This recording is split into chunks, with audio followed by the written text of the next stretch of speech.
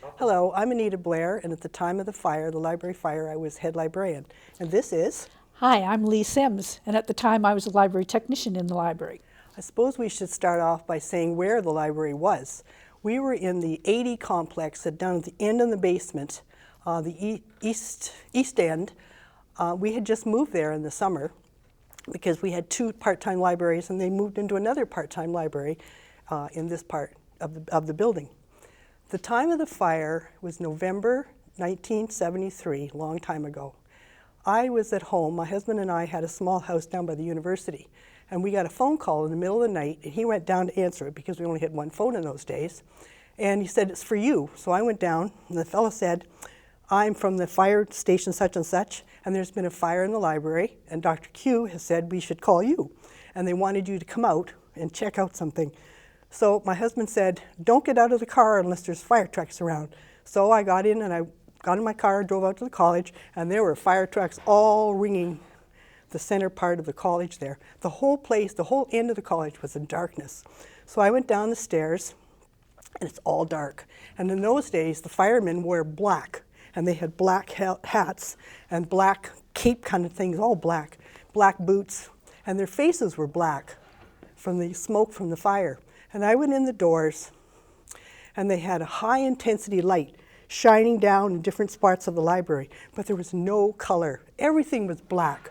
The black everywhere. The shelves are black, everything. And I walked around to where they said the fire had started, and around the corner comes Bill Gerates, and he's wearing a beige jacket, and his face is white, and his blue eyes, and that was the only color in the whole room.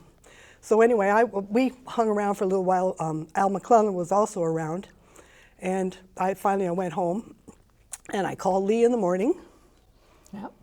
And we eventually called the rest of the library staff and told them not to come in because there wasn't anything they could do. I mean, you really couldn't start anything at that point.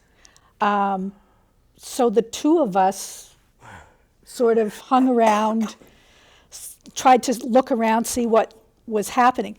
It was surreal to look at it. You looked in the doors, it was the two doors, and it was like looking into the Bat Cave or something. It was just all completely black. The floors were coated, the walls were coated, and they were sort of runny because there would have been water and smoke. Everything had a coating of soot on it.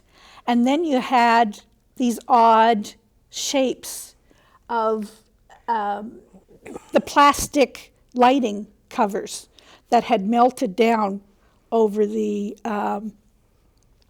shelving. And, you know, it would dip down far enough that it would start getting tangled in with whatever books or magazines or whatever was there. We also had, at the time, a small collection of long-playing records. There was a music program in Con Ed at the time, and we had these big round tables 4 could sit at and listen to a long-playing record. And we had them all against the wall, and they were hung on metal rods, a plastic cover slipped in. Well, plastic cover, plastic records, They all melted. everything just melted. It was a real mess. Paperback racks, whirligig paperback racks, and they're little puffs of black. Yeah. Just little puffs of black because the fire had started in that area. They assumed later that somebody might have left a cigarette on one of the shelves. Now those shelves, they were all wood, but they were almost impossible to burn. But this one particular area had magazine binders in it, and we had loose leaf government documents in it. So it was the ideal spot to start a fire because they were all loose paper in those boxes. Everywhere else, you probably wouldn't have been able to do it. Because the books are so compact that, and they're pushed in together, there really was no place for the fire to get at other than the outer section of it. But in the periodicals and government documents, with it all being loose, it would just go. So they set us up down where physical resources is right now. We set up, we had our tables and our desks when the staff eventually came back to work. And we started with a bookbinding company. We decided that we would be able to save a number of these books, but they would have to be recovered. So we went through the collection, and some of them at a certain dollar amount, they weren't worth recovering.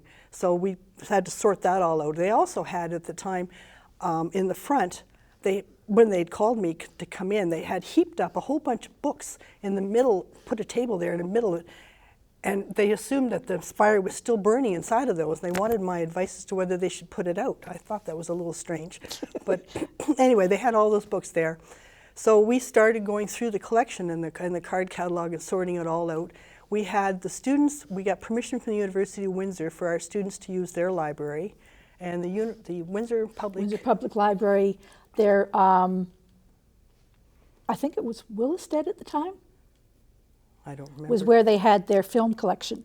And they actually took all of our films and ran them through a cleaner for us so that they weren't damaged, like they weren't burned. They were on the opposite side of the library from the actual fire, like the source of the fire.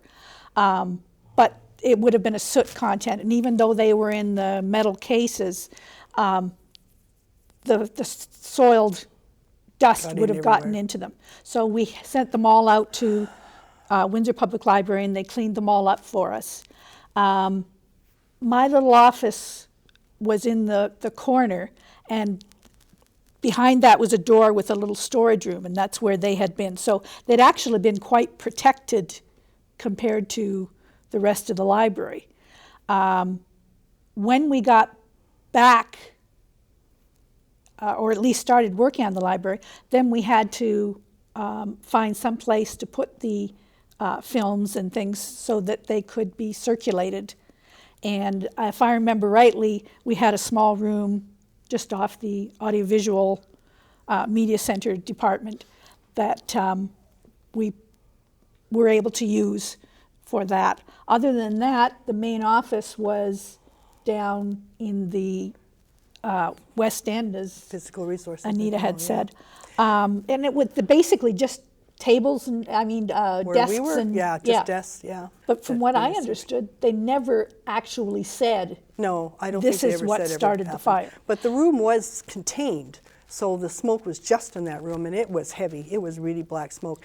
You have to realize that when we first moved into that library in the summer, Dr. Quentin had a color coordinator consultant, and this consultant came in and recommended that we have this angry red-orange rug.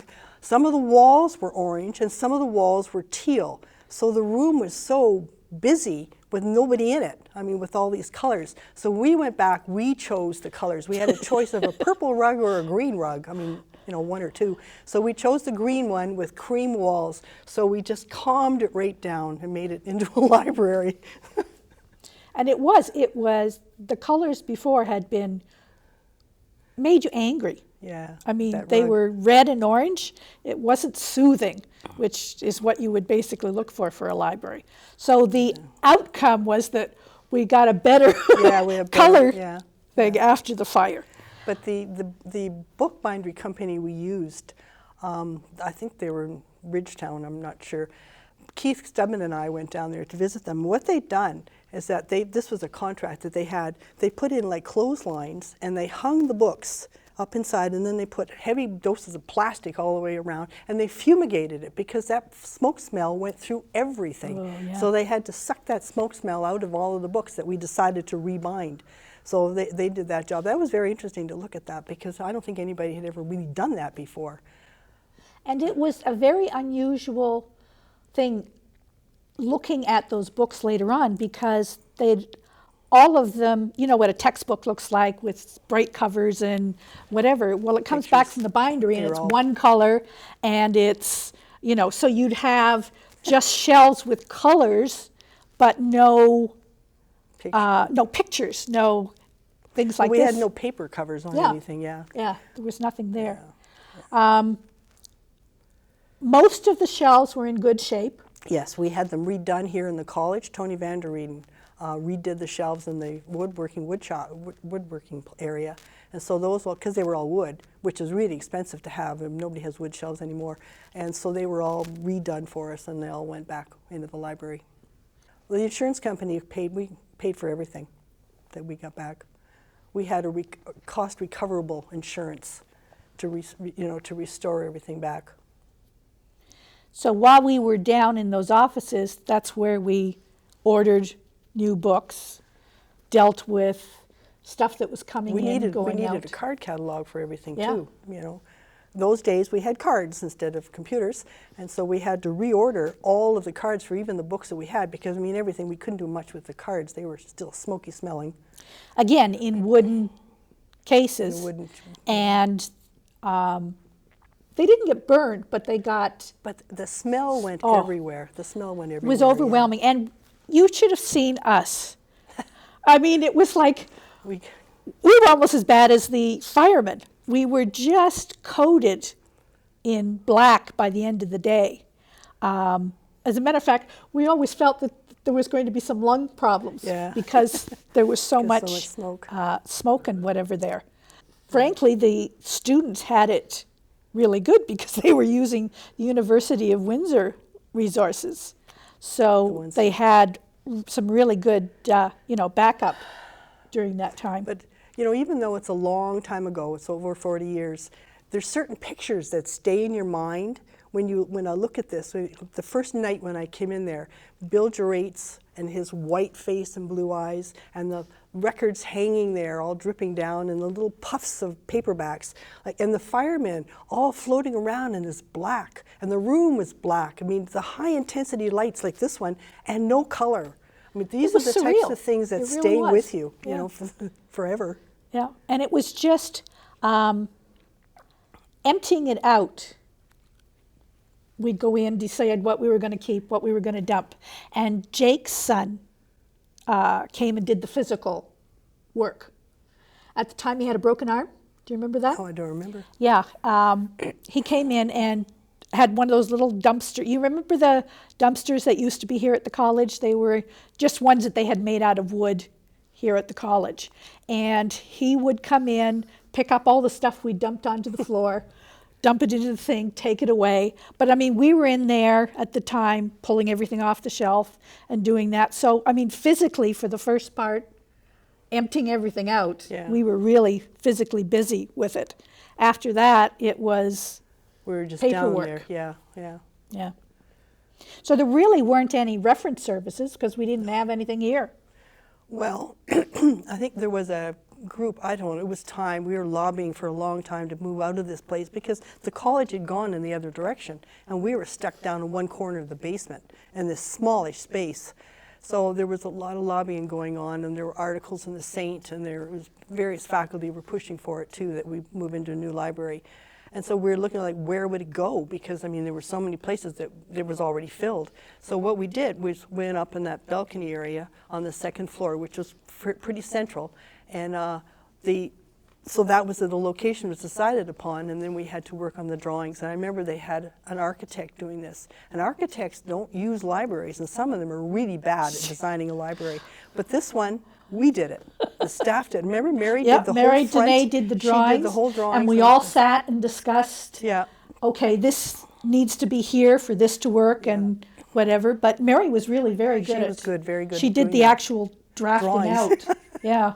And they went with it. Nobody had any problem with it. They went with our drawings. Had to fight to get the colors that we wanted. The colors were... Because they were... I think part of what I remember was that the college got a bunch of money. Yes, that's right. And they were trying to decide how to spend it. I remember that. The minister was making a visit to the college, and was the president then, said, okay, you can present your paper. And I had a 2-page paper because I figured a politician couldn't read much more than that. And he was late coming. And I waited at that front door because, I was going to give him this paper. And he finally came in, and I handed it over to him, and that was that. But we eventually got the grant. Well, we had the committee. Yeah, there was a committee. And it was staff and faculty and admin, and we all discussed where it was going to go, this sort of thing. And some people wanted us to take over the cafeteria space. Some people wanted us... The F block and Brattle. F block. They had all sorts of ideas about where we wanted to go.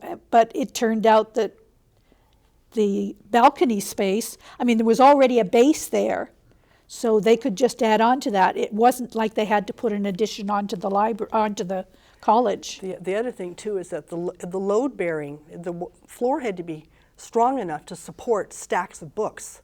So it just couldn't just go anywhere. It had to be supported. And that area, because they had cement, walkway and stuff, that was strong enough to support shelves of books.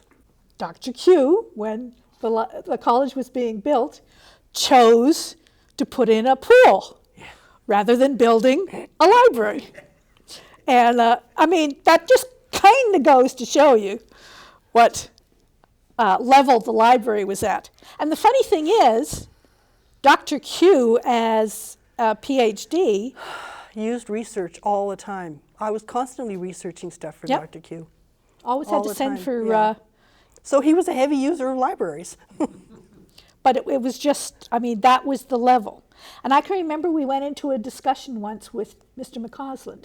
We were in a meeting. Bruce McCausland, yeah. And they were talking about the fact that the library had no presence, no, nobody you mean was down here? Yes. Yeah. That We had nobody to was, fundraise for the materials inside the library. I mean, I had a whole fundraising campaign, and we raised enough money to get all the tables and chairs, all those chairs. This was in for there. the second for the floor. for the Yeah. new library. Yeah. Because there wasn't enough money. yeah. Which programs were the ones that used the library most? Nursing. Oh, nursing, definitely. They had Business? just come into the colleges. They'd closed down the nursing programs at the various hospitals and brought them into the college. So that summer, before the fire, we had spent all our time incorporating the nursing collection into our collection. And then we had the fire in November. Burnt them all up. And burned them all up. So, but the nursing, dental, Business was a heavy user business, too. heavy yeah. users. Not so much the technology, but definitely the nursing. And the nursing to this day is still heavy I users. haven't been in that library in a number of years. Yeah. So, So that's our story.